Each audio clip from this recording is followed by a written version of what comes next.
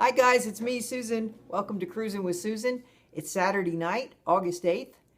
I'm excited because I'm fixing to leave town tomorrow and go on a couple of neat trips. I'll tell you about that later. But my topic for tonight was something I was thinking about yesterday and this morning. How to have good luck. You know, there are some people that just seem to always have good luck, what we call good luck. Things go their way. And there are some people who feel like they always have bad luck. I personally don't believe in luck at all, but I think kind of like the idea of the way you think about things partly determines what actually happens to you, but also certainly determines how you feel about it and what you make of it. I'll give you an example. I would consider yesterday a very lucky day for me. I had an emergency root canal and I got a flat tire. Okay? So let me explain to you why I feel lucky about yesterday. As I said, I'm going out of town. My tooth had started bothering me last weekend and I was getting quite nervous about it. I wasn't really sure. I started having all kinds of visions of being in the middle of my trip or on an airplane and having my mouth just incredibly sore and painful. And as the tooth got worse last weekend, I decided I better call and see if I could get it looked at this week prior to going out of town. Well, anyway, I ended up being able to, I saw the endodontist and we decided to do a root canal. That was on Wednesday. Friday was the day it was scheduled. And I felt so lucky that A, it had happened before I left on the trip, B, that I knew the proper professional to go to and had been to him before, and the staff helped me get in. They were very accommodating.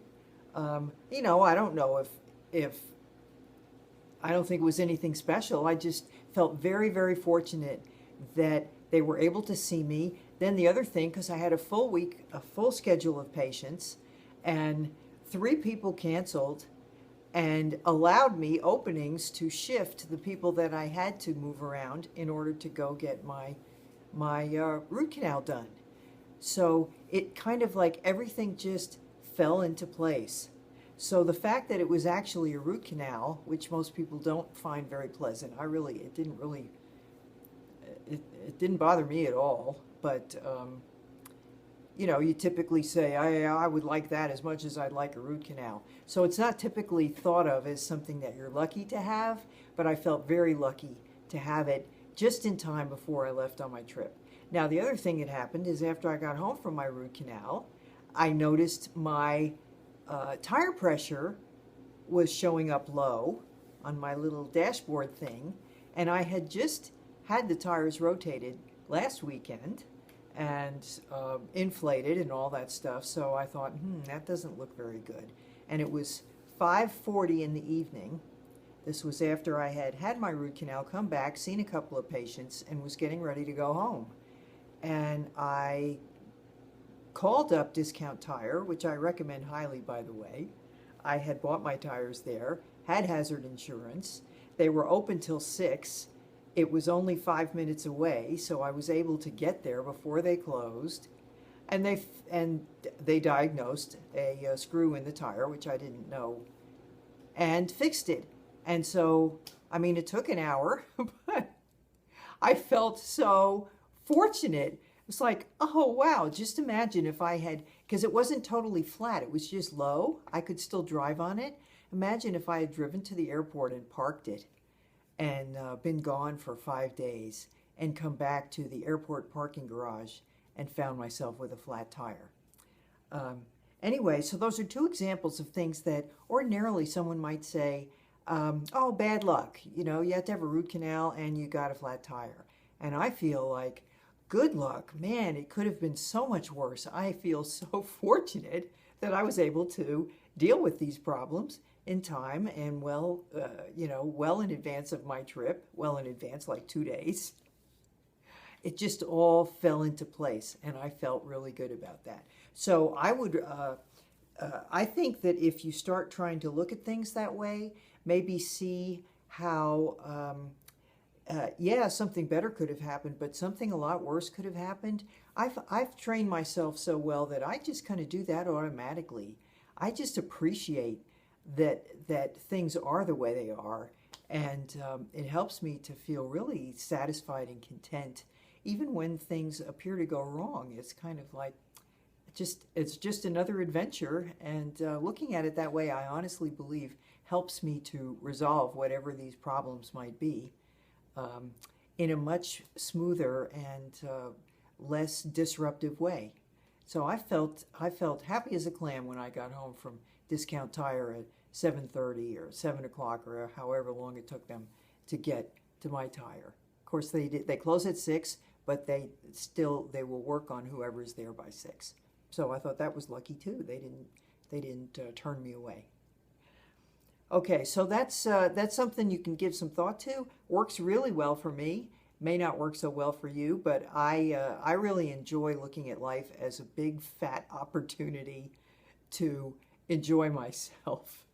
And speaking of that, now all of you who don't want to hear about my personal life can just go on, toodaloo, bye.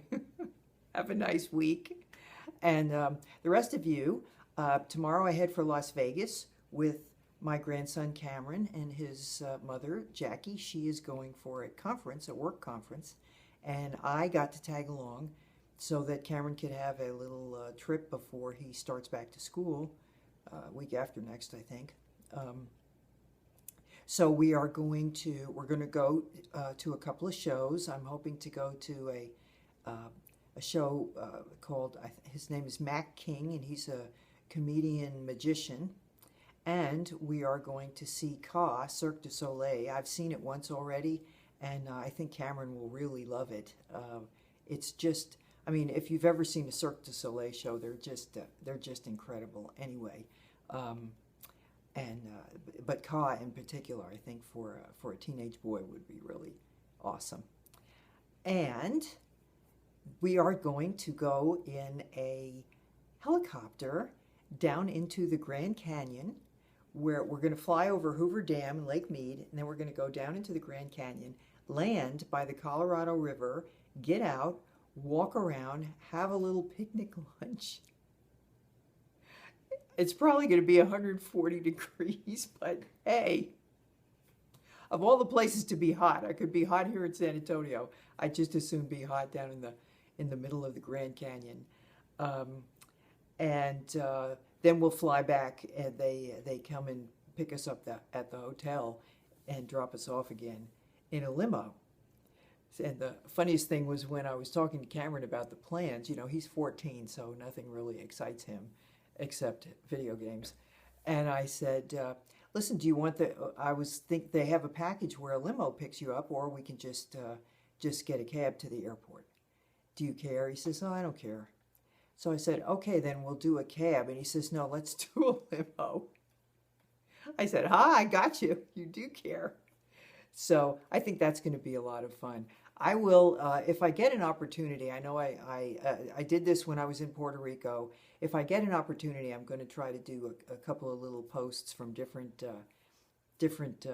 portions of the trip and see how that goes and share that with you. Now, the other thing I'm doing, which I don't know if I'll post again before I do this, after we get back from Las Vegas, I have a 2-day turnaround, and then I take off for a week at a horseback spiritual growth retreat at a 8,000-acre working dude ranch in Montana. And I am so excited I can hardly speak. That's a lot for me because I love talking. I read about it in my favorite magazine, Spirituality and Health, and it's run by a female psychotherapist. It's for women only. The group is less than 10. I think there's only going to be about 8 of us, and we will be exploring the wilderness of our souls and the wilderness around us in the woods. We're going to be doing dream analysis. We're going to be communing with nature. We're going to be experiencing what's called journeying, an internal psychological process where you get in touch with hidden parts of yourself, learn to know yourself better. Again, a kind of personal and spiritual growth. The workshop is called Gathering the Soul. And the kicker for me, though, the thing that made me notice the ad in the magazine, it was a fairly small ad, and it just popped right out to me, was that we each get assigned a horse for the week. There's going to be quite a bit of riding, including an all-day ride out into to a spiritual, sacred Indian place, and there is work with the horse, therapeutic work with the horses called Horse as Mirror, where your interaction with the horse shows you things about how you relate to the world and how the world relates to you. And I've heard of it. I've never done it before. I couldn't be more excited, and I can't wait to share with you my impressions. I have a feeling that I'm going to come back ready to make the next. I've been talking for a while about kind of the next stage of my life, wanting to get out of the office into the world, do something different. I feel like this is the preparation that I need to begin really making that step instead of just kind of fantasizing about it. So I will be she said we're going to have a little bit of free time each day, and I will hopefully be sharing some of my impressions from the location in Montana to you directly, and I'll look forward to sharing that with you and hearing what you have to say about that. Okay, so that's my story. I'm going to leaving tomorrow for Las Vegas. I'll be in touch with you soon. In the meantime, please remember to live well, laugh often, love much, and I love you, and I'll see you all soon on Cruisin' with Susan. Bye now.